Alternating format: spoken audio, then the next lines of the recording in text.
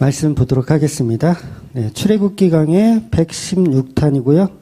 제목은 언약의 말씀, 출애굽기 34장 18절에서 27절까지 말씀 보도록 하겠습니다. 출애굽기 34장 18절에서 28절까지입니다. 네. 18절부터 같이 읽도록 하겠습니다. 너는 무교절을 지키되 내가 내게 명령한 대로 아비월 그 절기에 이래 동안 무교병을 먹으라. 이는 내가 아비월에 애굽에서 나왔음이니라. 모든 첫 태생은 다 내 것이며 내 가축의 모든 처음 난 수컷인 소와 양도 다 그러하며 나귀의 첫 새끼는 어린 양으로 대속할 것이요 그렇게 하지 아니하면 그 목을 꺾을 것이며 내 아들 중 장자는 다 대속할지며 빈손으로 내 얼굴을 보지 말지니라. 너는 엿새 동안 일하고 일곱째 날에는 쉴지니 밭갈 때에나 얻을 때에도 쉴지며 칠칠절 곧 맥주의 초실절을 지키고 새말에는 수장절을 지키라. 너희의 모든 남자는 매년 3번씩 주 여호와 이스라엘의 하나님 앞에 보일지라. 내가 이방 사람들을 내 앞에서 쫓아내고 내 지경을 넓히리니 내가 매년 3번씩 여호와 내 하나님을 뵈려고 올 때에 아무도 내 땅을 탐내지 못하리라. 너는 내 제물의 피를 유교병과 함께 드리지 말며 유월절 제물을 아침까지 두지 말지며 내 토지 소산에 처음 익은 것을 가져다가 내 하나님 여호와의 전에 드릴지며 너는 염소 새끼를 그 어미의 젖으로 삼지 말지니라. 여호와께서 모세에게 이르시되 너는 이 말을 기록하라. 내가 이 말을 너와 이스라엘과 언약을 세웠으니라 하시니라. 아멘. 네, 하나님께서 에덴 동산 중앙에 선악과를 만드셨어요. 그리고 따먹지 말라고 하셨습니다. 네, 지난주 이제 예를 들어서 제가 설명을 드렸죠. 그 하나님이 동산 중앙에 CCTV를 이렇게 설치를 하셨어요. 그래서 이 CCTV의 목적은 뭐냐면 하나님이 아담과 하와를 눈동자처럼 보호하시기 위해서 CCTV를 설치했어요. CCTV 설치한 목적이 뭐라고요? 얘네들이 다 놀고 있냐, 혹시 사고는 나지 않을까, 이런 목적으로 CCTV를 달았습니다. 한마디로 잘 돌봐주시기 위해서 다른 거죠. 이거 비유입니다. 실제로 CCTV를 달았다는 게 아니에요. 그래서 선악과를 만드신 이유는 아담과 하와를 잘 돌봐주시기 위한 하나님의 사랑적인 목적이 있었다는 거죠. 그래서 죄를 짓도록 만든 도구가 아니라 처음부터 사랑의 도구로 만드신 건데 죄는 누가 지었다고요? 인간이 짓더라는 거예요. 그래서 오전 설교, 지난주 오전 설교에 요한복음 그 53탄에서 이 말씀을 드렸거든요. 그래서 혹시 처음 듣는 얘기다 하시는 분은 꼭 찾아서 들어보시기 바랍니다. 즉 하나님이 선악과를 만드신다는 것은 너희 아담과 하와도 창조주가 아니다라는 말을 하고 싶은 거예요. 너희는 창조주가 아니다. 왜냐하면 피조물이라는 걸 알려줄 필요가 있어요. 왜냐하면 인간들이 그 에덴 동산에서 왕노릇을 하거든요. 모든 만물을 다 다스리고 다 자기가 완전히 다 마음대로 할 수가 있는 상황인 거예요. 다스리는 그런 상황. 그러니까 너희들은 신이 아니라 너희도 피조물일 뿐이다라는 거를 명확하게 이야기해 준 도구가 바로 선악과라는 거죠. 그래서 선악과는 곧 율법입니다. 그래서 하나님이 선악과를 만드셨다는 것은 너희 아담과 하와는 창조주가 아니고 너희도 피조물이라는 사실을 각인시키는 목적이 그 선악과 안에 들어있는 거예요. 그래서 선악과는 곧 율법입니다. 율법. 그러니까 율법의 도구가 뭐예요? 율법은 도구인데 뭐에 대한 도구냐면 너희는 피조물이다. 내 말을 잘 듣고 살아야 된다라는 게 율법의 도구예요. 그래서 우리는 율법을 안 지키면 어떻게 되는 거예요? 나도 신이 되고 싶다는 얘기를 하는 거나 다르지 않은 얘기를 하는 거예요. 너희도 모든 만물을 다스리고 정복할 수 있지만 선악과만큼은 먹지 마. 이 얘기는 너는 왕노릇을 하지만 너희도 피조물이라는 의미를 가지고 있는 겁니다. 완전한 하나님의 돌보심이 필요한 존재라는 의미예요. 그러니까 피조물의 의미는 하나님의 돌보심이 필요한 존재다라는 걸 얘기하는 거죠. 이게 선악과가 갖고 있는 뜻이에요. 너희는 하나님의 돌보심이 필요하다. 하나님이 CCTV로 너희를 다 일거수일투족을 봐야 한다. 이게 하나님의 목적이었는데 우리는 어떻게 하죠? 그 CCTV 대가리를 확 돌려놓죠. 왜? 내 마음대로 내가 죄를 짓고 싶으니까 그런 행동을 하는 거예요. 그래서 제가 저희 집에 CCTV가 있다 그랬잖아요. 그래서 아빠는 아이들을 사랑하는 마음으로 혹시 얘네들이 혹시 다치거나 무슨 일이 있지는 않을까 해서 달았는데 우리 큰딸은 그걸 자기의 죄를 드러나는 게 부끄러워가지고 그거 대가리를 확 돌리더라는 거죠. 그래서 왜 돌린다고요? 공부 안 하고 딴짓하는 걸 들킬까봐. 결국 하나님은 사랑으로 선악과를 만들었지만 인간은 자기 탐욕으로 타락을 하더라는 거예요. 그렇다고 하나님이 아담과 하와를 죽일 수가 없죠. 죄를 지은 아담과 하와를, 선악과를 먹은 아담과 하와를 죽일 수가 없어요. 그 대신 죽여야 되지만, 공의적인 하나님이기 때문에 죽여야 되지만 어떻게 해요? 다시 살릴 방법을 제시해 주시는 거예요. 그게 바로 십자가라는 방법이죠. 이것이 바로 하나님이 에덴 동산을 세팅했던 바로 그 모습입니다. 그래서 CCTV를 결국 망가진 CCTV잖아요. 인간이 망가뜨린 거예요. CCTV를 따먹어서 망가뜨렸어요. 그럼 그걸 누가 고쳐야 돼요? 수리기사가 와서 고쳐야 되죠. 예수님이 이 땅에 오셔서 CCTV를 수리하시는 거예요. 그게 바로 십자가의 모습이죠. 그러니까 비유가 좀 그렇지만 엄밀히 따지면 인간들이 싼 똥을 예수님이 치우러 오시는 거예요. 아주 적나라한 표현이죠. 죄는 인간이 짓고 십자가는 누가 져요? 예수님이 지는 거예요. 똥은 인간이 싸고 그거 정리에는 예수님이 하러 오신 거예요. 그러니까 이걸 은혜라고 하는 거죠. 그러니까 여러분이 싼 똥을 여러분이 보면 우리는 자랑할 게 없어요. 부끄럽기만 하죠. 내 똥은 참 칼라똥이죠? 이렇게 뭐 자랑할 거예요? 그래서 하나님이 죄를 방조하신 게 아니라 인간을 사랑하신 거예요. 그런데 우리가 죄를 짓더라는 거죠. 너희는 피조물이라는 그 뜻을 잊어버리고 창조주가 되고 싶은 교만이 결국 선악과를 따먹더라는 거예요.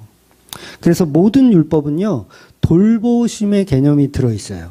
그러니까 모든 율법은 하나님의 돌보심의 개념이 있습니다. 그래서 율법을 다른 말로 하면 다스림이에요. 율법은 다스림, 하나님의 다스림입니다. 그럼 우리가 구약 사람들이 율법을 잘 지키는 것은 뭐예요? 하나님의 다스림을 잘 받고 있는 거예요. 그래서 성도는 하나님의 다스림을 받는 자들이기 때문에 구약의 사람들은 율법을 지켜서 행하는 것이 당연한 모습이에요. 그러니까 행하지 말라는 게 아니에요. 율법 다 지켰어야 돼요. 예수님 오시기 때까지는 이스라엘 백성들이 율법을 열심히 지켰어야 돼요. 열심히 지키면서 뭘 알아야 된다? 이게 지키는 게 보통이 아니구나. 이게 어렵구나. 이게 힘들구나. 내가 못하는구나. 이거를 깨달아야 돼요. 그러니까 율법을 지키려고 노력했어야 되는 거죠. 그래서 예수님 바리새인들한테 이것도 행하고 저것도 했었다고 말씀하시는 거예요. 그래서 율법은 결국 혼자 스스로 완성될 수가 없고 십자가로만 완성이 되는 겁니다. 그럼 우리는 이제 누구의 다스림을 받습니까? 율법의 다스림이 아니라 이제는 십자가 지신 그 예수님의 다스림을 받는 거예요.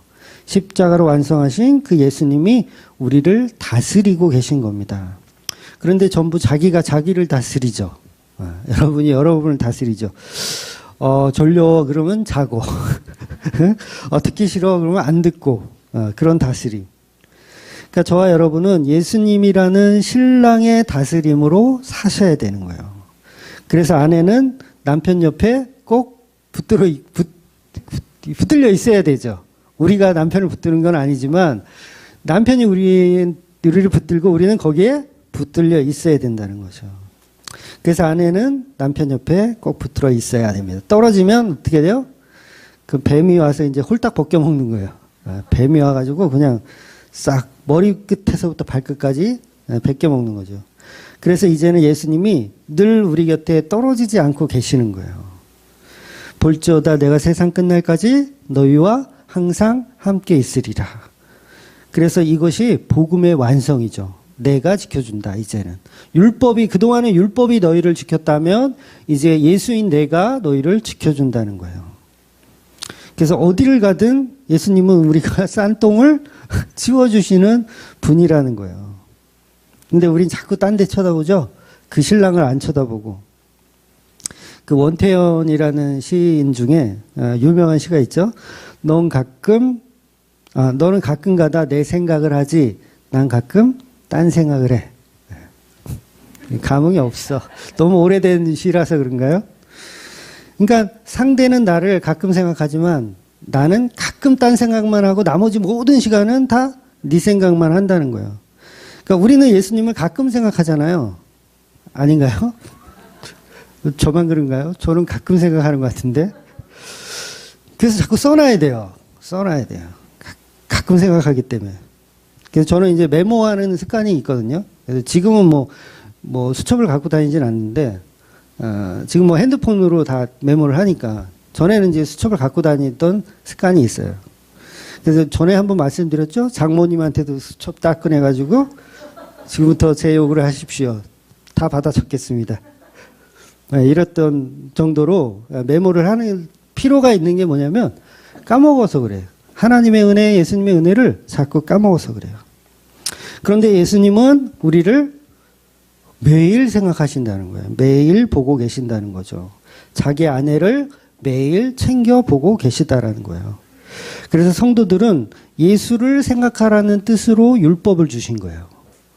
율법은 곧 예수를 생각할 수 있는 지름길이라는 거죠. 또 그 율법 속에서 제사를 주시고 절기들을 주신 이유 전부 뭐예요? 예수 생각하라는 거잖아요. 절기를 왜 주셨어요? 유월절 왜 주셨어요? 예수 생각하라고.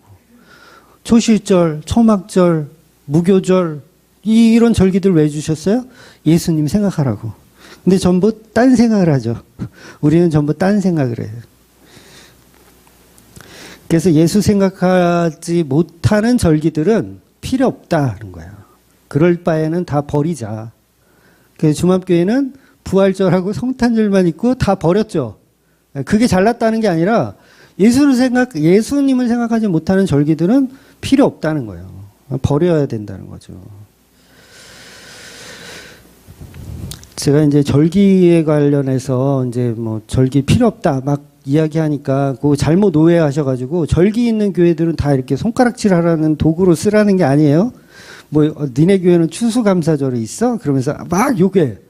그 추수감사절이 있는 게 문제가 아니에요.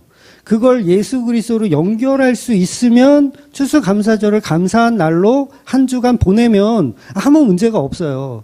근데 여기다 무배추를 올려놓기 때문에 예수님은 없고 우리의 풍요를 갖다가 즐거워하니까 그렇게 하려면 하지 말자라는 의미에서 안 하는 거예요.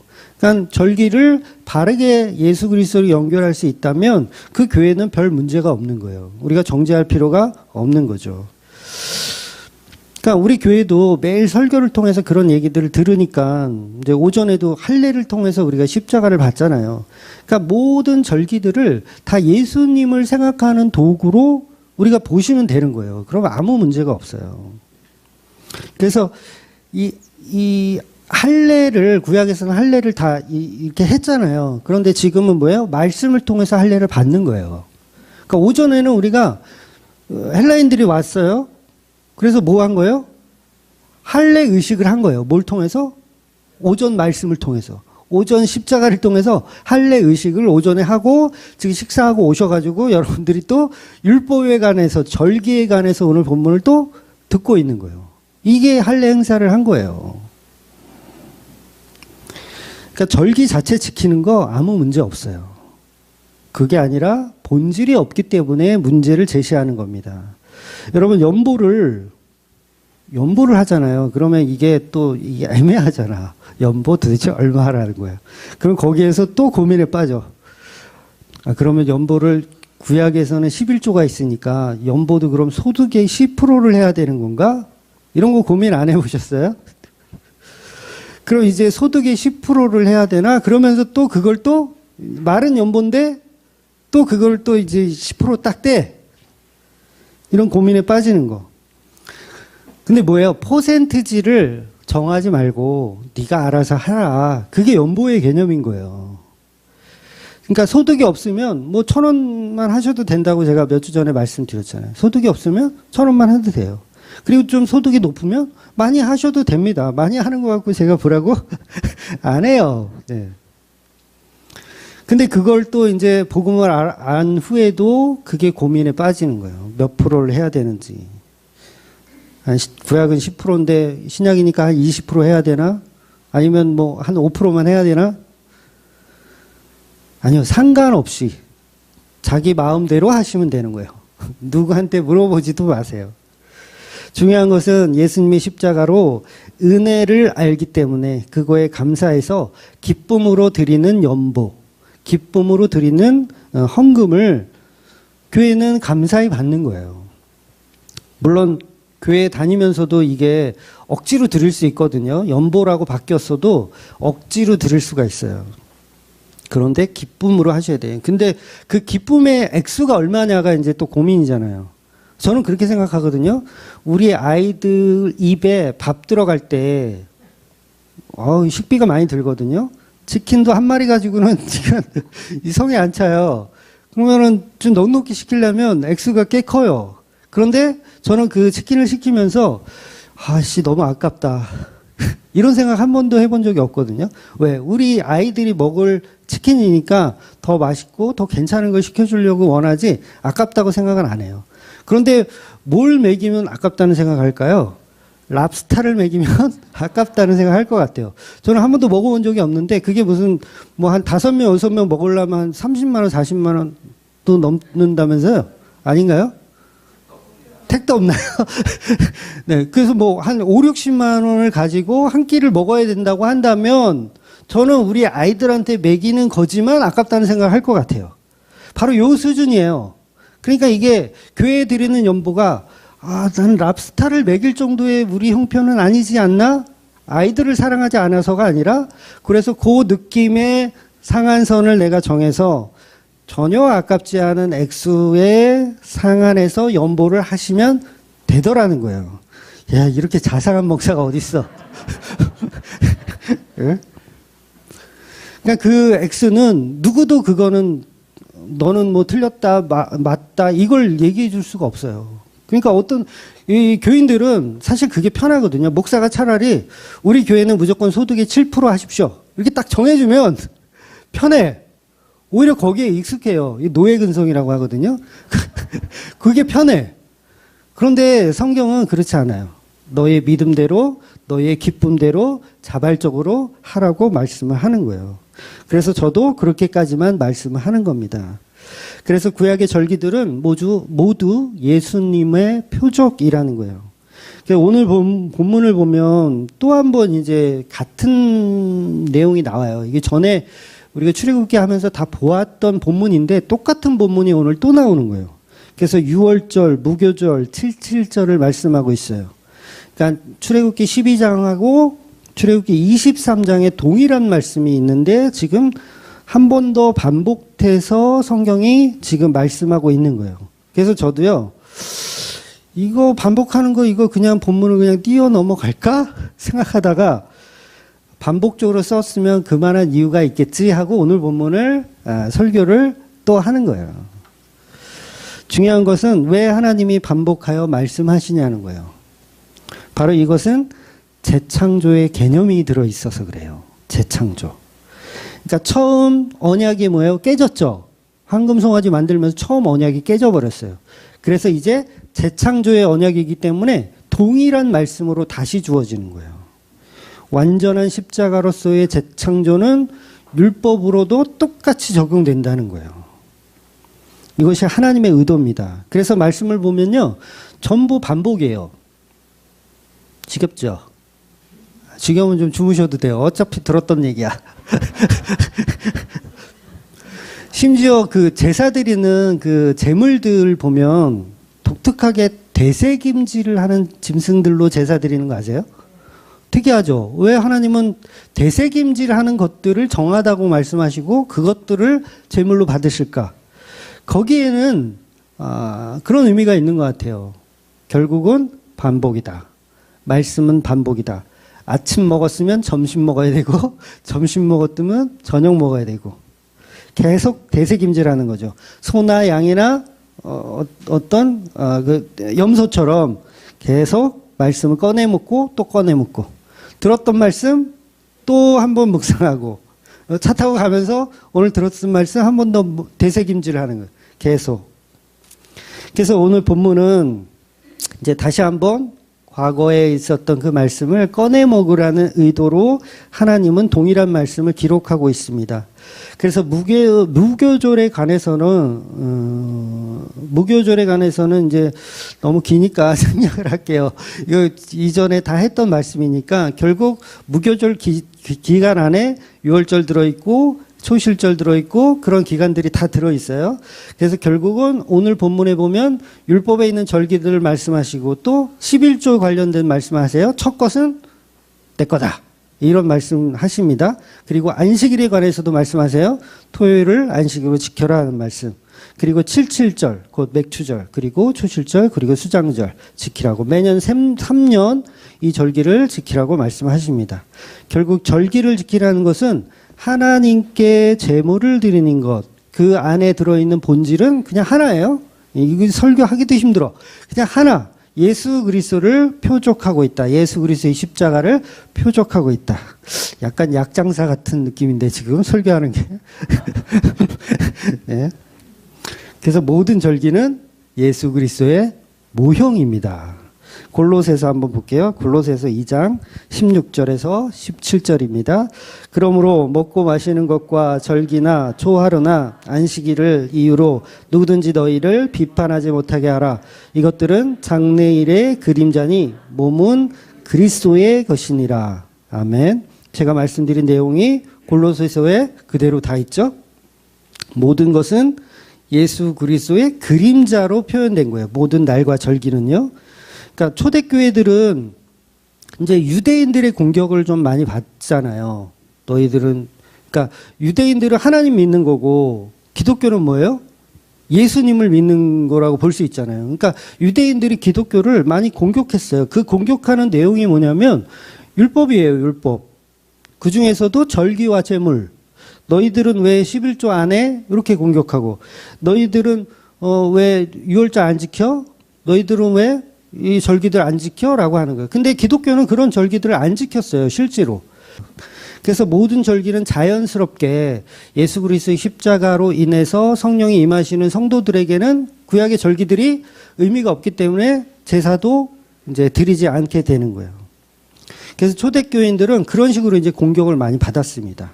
누구한테? 유대인들한테 공격을 많이 받았어요. 뭐 때문에? 절기 안 지켰어. 11조 안 내서. 그러니까 지금 우리 교회도 그렇죠. 여러분들 공격을 받으시는지 모르겠지만 주만교회는 11조 그 떼먹는 도둑들만 모였을 거다. 이런 공격을 받거든요, 실제로. 주만교회는 11조 떼먹는 도둑놈들만 모여가지고 돈 아까워가지고 쪼잔한 인간들만 잔뜩 모여서 그 교회 운영이 되겠냐, 뭐 이런 비아냥 소리를 제가 가끔 듣기도 해요. 그래서 이 유대인이 기독교인을 공격하는 식으로 이제 구약의 율법들을 왜 안 지키냐는 식으로 공격을 하는 거죠. 그래서 성경은 전부 그런 절기와 모든 할례, 뭐 맥추절, 뭐 수장절 전부 공격의 대상이지만 결국 예수님의 십자가로 끝났다는 걸 골로새서가 말하고 있다라는 거죠. 그래서 골로새서에서 우리에게 주는 말씀은 구약의 절기를 가지고 뭐 유월절 지켜야지, 맥주절 지켜야지, 11조 내야지 이런 것들의 공격의 말에 속지 말라는 이야기를 하는 거예요. 특히나 부정한 음식을 먹고 마시는 것도 유대인들의 공격 대상이었거든요. 그러니까 먹고 마시는 거 다 마찬가지예요. 공격 대상입니다. 그러니까 이단들은 지금도 그런 걸 가지고 공격해요. 뭐 부정한 음식 뭐 먹으면 안 된다고 뭐 안식일 교인들은 뭐 그런 걸로 공격하기도 하고요. 그다음에 하나님의 교회는 유월절을 왜 안 지키냐? 이런 식으로 공격을 하기도 해요. 그런데 사도행전에 보면 사도 베드로가 부정한 음식을 이제 안 먹겠다 그러잖아요. 예수님이 먹으라 그러는데 안 먹겠다 그러잖아요. 예수님이 잡아 먹으라 이렇게 말씀하시는 거예요. 결국 복음 안에 음식 가지고 비판하면 그 비판이 잘못됐다라는 얘기를 하는 거예요. 왜냐하면 음식은 그냥 상징하는 거라서 그래요. 부정한 음식, 정한 음식은 예수 그리스도의 복음을 상징하는 모형으로 등장하는 것들이기 때문에 그렇습니다. 십자가를 설명하기 위한 그림자라는 거죠. 그러니까 골로새서가 말하고 싶은 정의는 구약에서 먹는 것, 마시는 것, 절기나 안식일이나 지키라고 하시는 말씀으로 주신 것인데 이것은 곧 장차 있을 일, 바로 예수 그리스도의 그림자로 등장한다는 거예요. 그러니까 모든 절기가 다 그림자로 등장했던 거예요. 그러니까 히브리서를 볼게요. 히브리서 10장 1절을 보겠습니다. 율법은 장차 올 좋은 일의 그림자일 뿐이요 참 형상이 아니므로 해마다 늘 드리는 같은 제사로는 나오는 자들을 언제나 온전하게 할 수 없느니라. 어떤 절기와 어떤 제물을 가지고도 하나님을 기쁘게 해드릴 수 없고 우리를 온전하게 할 수가 없다는 말씀을 히브리서가 하고 있는 거예요. 완벽한 정리를 사실 성경이 하고 있어요. 근데 저는 이 이단들이 이해가 안 돼요.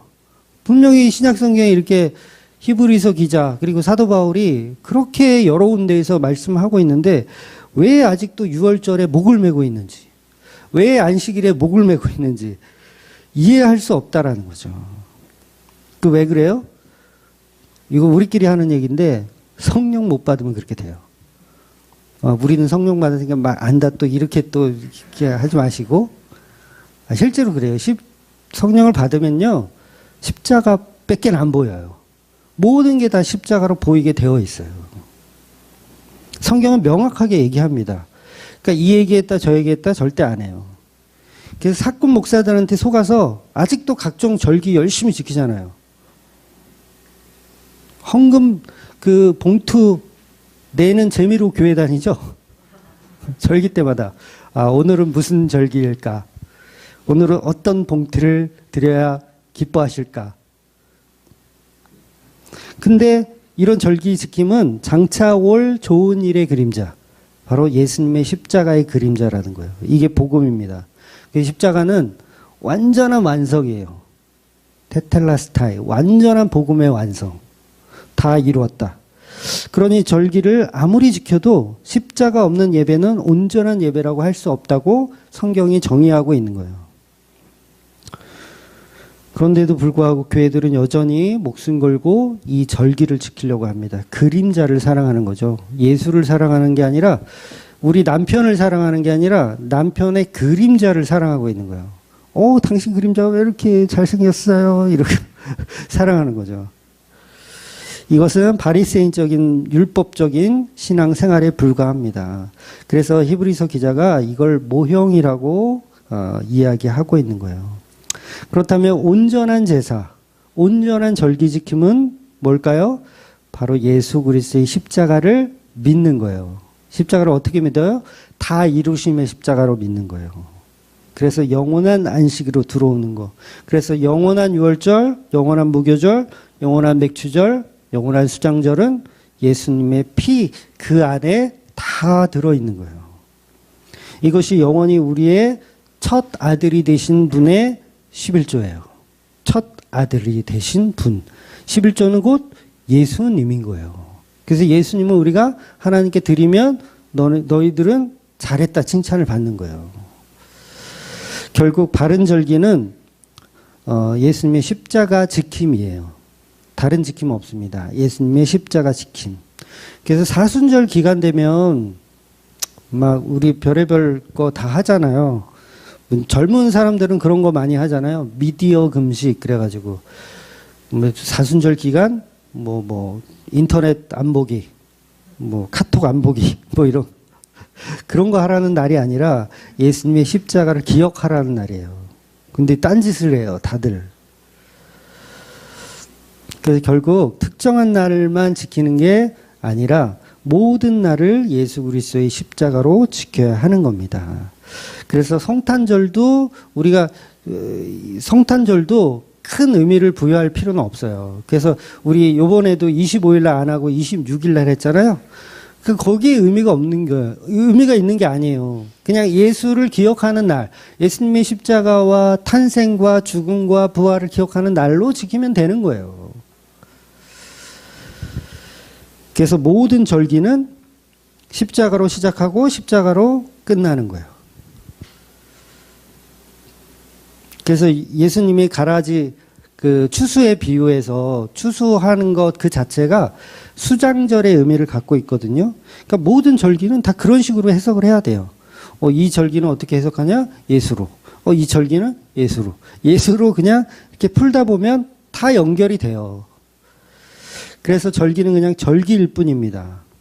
그래서 본문에서 이제 3대 절기를 잘 지키라고 말씀하셨는데 성경에서 이스라엘 백성들이 이런 절기들을 다 지켰을까요? 네, 다 지켰을까요? 안 지켰으니까 또 이런 얘기를 하겠죠, 목사님이. 그죠? 안식년. 네, 이스라엘 백성들이 지켰을 것 같죠? 근데 안 지켰어요. 희년. 안 지켰어요.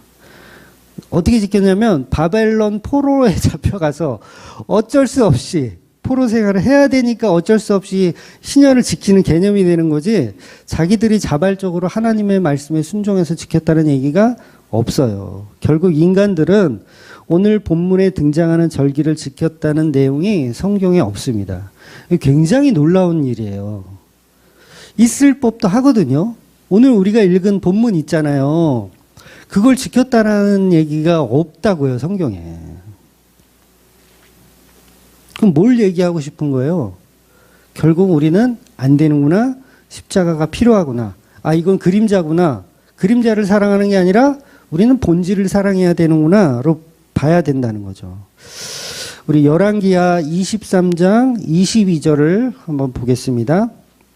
사사가 이스라엘을 다스리던 시대부터 이스라엘 여러 왕의 시대와 유다 여러 왕의 시대에 이렇게 유월절을 지킨 일이 없었더니 심지어는 유월절도 안 지켰대요. 유월절을 지킨 일이 없었더니 사사시대 이후에 유월절을 한 번도 지킨 적이 없는 거예요. 여러분 놀랍지 않으세요? 유월절을 한 번도 아니, 제 얘기가 아니라 성경에 지금 써 있잖아요. 제가 거짓 뻥 치는 거예요. 나 뻥 안 쳐요. 성경에 이렇게 기록하고 있잖아요. 한 번도 지킨 적이 없다는 거예요. 심지어는 초막절이라는 거 있어요. 초막절은 여호수아 때부터 한 번도 안 지켰대요. 여호수아는 뭐예요? 모세 바로 뒤에 모세와 동시대 사람이잖아요. 모세 다음 지도자인데 초막절을 한 번도 안 지켰대요. 느헤미야 8장 17절 볼게요. 느헤미야 8장 17절. 사로잡혔다가 돌아온 회중이 다 초막을 짓고 그 안에서 거하니 눈의 아들 여호수아 때부터 그날까지 이스라엘 자손이 이같이 행한 일이 없었으므로 이에 크게 기뻐하며 한 번도 초막절을 지킨 적이 없다고 제가 뻥치는 게 아니라요. 성경이 그렇게 기록하고 있어요. 놀라운 얘기입니다. 하나님이 반복적으로 출애굽기, 레위기, 신명기 계속 말씀하셨는데 인간들이 한 번도 지켰다 안 지켰다? 한 번은 지킬 만한데 안 지켰다는 거예요. 그러니까 초막절이 이제 수장절을 말하는 거거든요. 요즘으로 치면 추수감사절. 그러니까 요거를 현대어로 바꿔서 설명하면 뭐가 되냐면 대한민국 교회가 추수감사절을 매년 지키지만 한 번도 그걸 제대로 지킨 적이 있다 없다? 없다는 얘기를 성경이 써놓은 거예요. 추수감사절을 한 번도 지키지 않더라. 누가? 대한민국 교회가. 추수감사절을 한 번도 지킨 적이 없더라. 그러니까 예수님이 이제 재림하시고 이제 성경이 이제 2편이 써진다면 거기에 분명히 이렇게 써질 거예요. 대한민국은 추수감사절을 한 번도 지킨 적이 없더라. 이게 놀라운 얘기예요. 결국 뭐냐면 예수를 안 믿어요. 교회 다니는 사람들이 예수를 안 믿고요. 한국 교회가 예수를 안 믿어요. 그러니까 이스라엘 백성들이 율법을 안 지키는 게 뭐예요? 하나님을 안 믿는 거예요. 누구를 믿어요? 힘을 믿는 거죠. 내 힘을 믿고 바벨론이라는 힘을 믿고 애굽이라는 힘을 믿고 사는 거지 하나님을 믿고 사는 게 아니에요. 그러니까 교회 다니는 사람들 다 마찬가지죠. 십자가를 믿는 게 아니라 나한테 복을 줄 수 있는 그 하나님만을 믿는 거예요. 나에게 풍요를 주는 하나님만 믿어요. 그러니까 추수감사절은 지키되 그 안에 예수님의 보혈의 피는 없는 이방인들이 하는 이상한 이교도적인 행사만 하고 있는 거예요. 결국 복음을 하나도 모르고 있는 거죠. 그래서 성경은 당연히 이스라엘은 3대 절기를 못 지킨다로 등장하는 겁니다. 그래서 그 절기를 예수님의 십자가라는 이름으로 지켜야 되는데 우리 한국교회도 여전히 그걸 못하고 있더라는 거죠. 그래서 십자가를 믿는 자는 영원히 예수님 안에서 천국을 누리며 샬롬한 상태로 살아야 하는데 그게 하나님의 나라이고 그게 하나님이 지금 본문에서 약속해 주고 싶은 말씀인데 그걸 못 알아듣더라는 거예요. 그래서 그걸 사도 바울이 골로새서에서 말한 거고 히브리서에서 말한 겁니다. 제발 좀 알아들으라고. 제발 좀 알아들으라고. 그래서 모든 절기는 장래일이다. 예수 그리스도의 그림자다라고 설명하는 거예요. 오늘 본문은 그렇게 절기를 지키는 자에게 가나안 땅을 약속해 주신다는 말씀을 합니다. 그래서 24절에 보면 이방 나라들을 쫓아내고 내 지경을 넓혀주신다고 약속하세요. 그래서 저와 여러분은 십자가라는 죄의 덮임이 얼마나 큰 은혜인지 그 전쟁 속에서 알아보라는 거예요. 가나안 땅에 들어가면 이제 전쟁해야 되거든요. 그 전쟁에서 하나님의 은혜가 얼마나 큰지를 이제 보게 되는 거예요. 그 죄의 이 가증함이 어느 정도냐면 하나님이 자기 사랑하는 아들을 십자가에 죽여야 될 정도로 인간들의 가증함은 극에 달한 거예요. 저와 여러분의 죄의 깊이가 그 정도라는 거예요. 그러니까 오늘 본문 26절을 한번 볼게요. 34장 26절. 내 토지 소산을 처음 익은 것을 가져다가 내 하나님 여호와의 전에 드릴지며 너는 염소 새끼를 그 어미의 젖으로 삼지 말지니라. 이 말씀을 이제 전에도 이제 드렸던 말씀인데 여기서 말하는 토지는 가나안을 얘기하는 거예요. 가나안 땅 정복한 다음에 주시는 말씀이라고 생각하시면 돼요. 그래서 그때 열매를 수확하면 가장 좋은 것을 하나님께 드리라고 표현하고 있는 거예요. 여러분 이 말은 전쟁이 끝났다는 얘기예요. 가나안 들어가서 정복이 끝난 상태를 얘기하는 거예요. 전쟁이 끝났어요. 십자가로 이루신 사랑이 완성된 이후를 표현하는 거예요. 예수님이 다 이루셨다. 그 이후. 그러면 우리가 하나님께 드리는 열매는 바로 예수님의 피죠. 그런데 그 피에 관련해서 그 피는 결국 아들을 이루신 하나님께 받아야 하는 11조예요. 아들을 이루신 하나님이 되찾아와야 할 11조를 설명하는 거예요. 그럼 우리가 드려야 하는 건 뭐냐면 예수님의 십자가 피밖에 없는 거죠. 이걸 가나안 정복에 관련된 은혜라고 설명하고 있는 거예요. 그 은혜는 내 아들 예수를 십자가에 죽여야 할 정도의 큰 은혜였다는 거죠. 그래서 이런 말씀이 곁들여져 있죠. 너는 염소 새끼를 그 어미의 젖으로 삼지 말지니라. 이 말씀 무슨 뜻이죠? 기억나시는 분이 계실지 모르겠는데 염소 새끼를 요리를 해 먹는데 그 요리 염소탕이잖아요. 염소탕을 해 먹는데 거기를 어미의 젖을 넣어서 끓이지 말라는 얘기예요. 새끼를 삶아 죽이는데 그 어미 젖을 넣어서 삶아 죽이지 말라는 얘기예요. 굉장히 잔인한 행동이잖아요. 여러분의 자녀를 죽이는데 젖을 짜서 그 젖으로 해서 끓여 죽이면 이게 얼마나 끔찍해요. 이교도들이 하던 행동이었대요. 그러니까 옛날 그 우상을 섬기던 그 이교도에서 한 행동.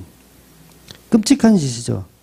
그런데 성경에서 어미의 젖으로 새끼를 죽인 일이 있어요.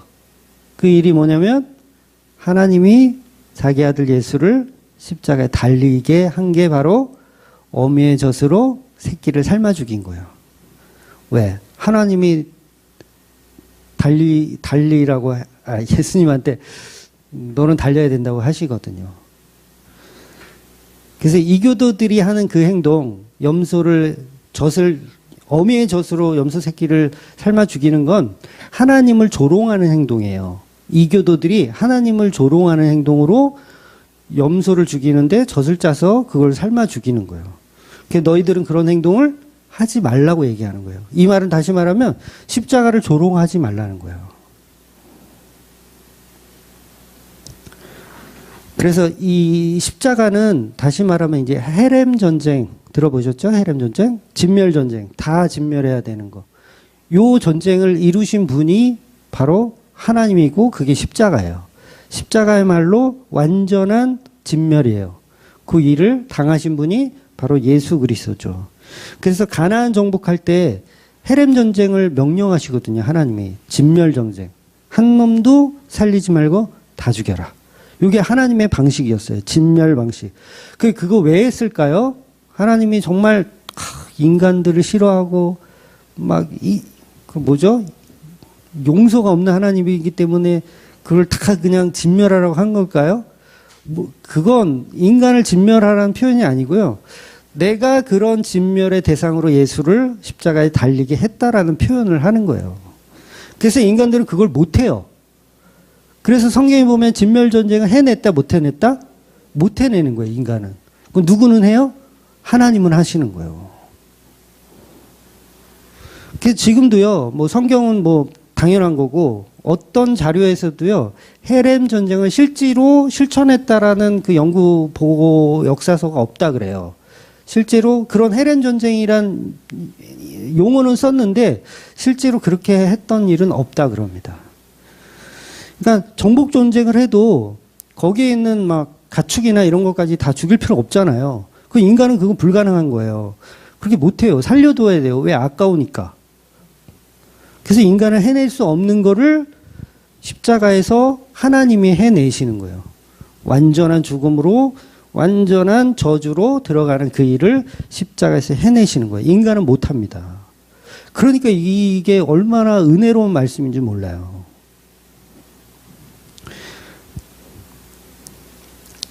그래서 저와 여러분은 진멸되어야 사는 거예요.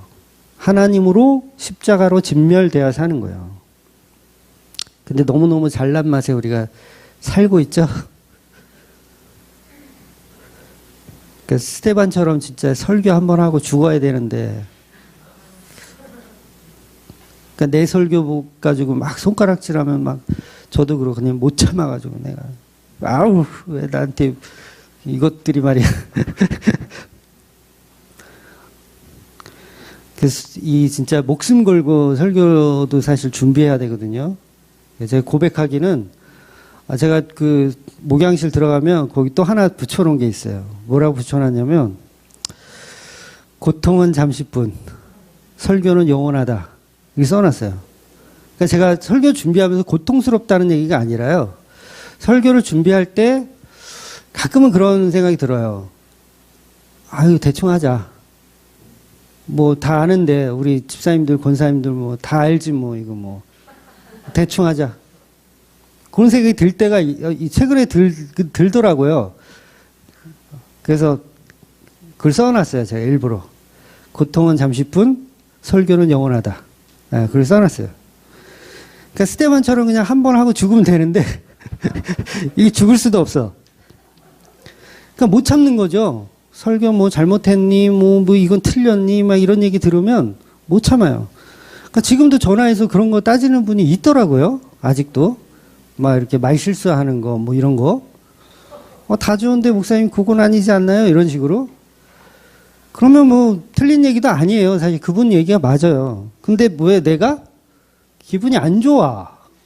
아직도 덜 됐어. 그러니까 진멸되지 않는 거죠, 우리는. 진멸되지 않아요. 근데 누가 진멸당하셨다? 예수님 진멸당하셨다.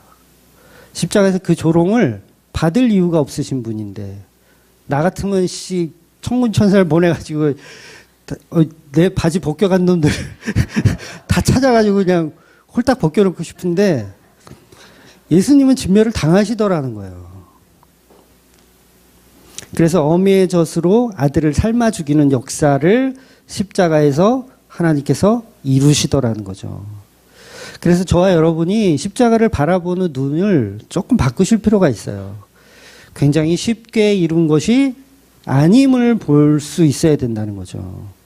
그 사랑이 얼마나 큰지, 새끼를 삶아 죽일 정도의 사랑으로 우리를 구원하셨다는 거예요. 그러니까 그 십자가 현장에 있는 우리는 그 은혜의 깊이의 감동에 이거는 뭐 그야말로 헤렘 전쟁을 목격하고 있는 거예요. 그래서 20절에 보면 나귀의 첫 새끼는 어린 양으로 대속해라 라는 말씀이 있어요. 나귀는요, 율법에서 보면 부정한 짐승으로 표현이 되거든요. 그러면 부정한 짐승은 하나님께 영광을 돌릴 수가 없잖아요. 그럼 우리가 어떤 짐승이에요? 부정한 짐승이죠. 근데 우리를 어린 양으로 대신 드리라는 거예요. 그러면 우리도 하나님께 영광을 돌릴 수 있죠. 뭘로 대신 돌리니까? 부정한 나이지만 어린 양으로 대신 대속해서 돌리니까 영광을 돌릴 수 있는 존재가 또 되는 거예요. 이게 바로 십자가의 역사입니다. 우리는 다 부정한 나귀 새끼들인데 막 잘났다고 내가 호산나 나한테 하나 보다 막 이렇게 듣고 있는 그런 당나귀들인데 결국 예수님의 십자가로 우리가 칭함을 받더라는 거예요.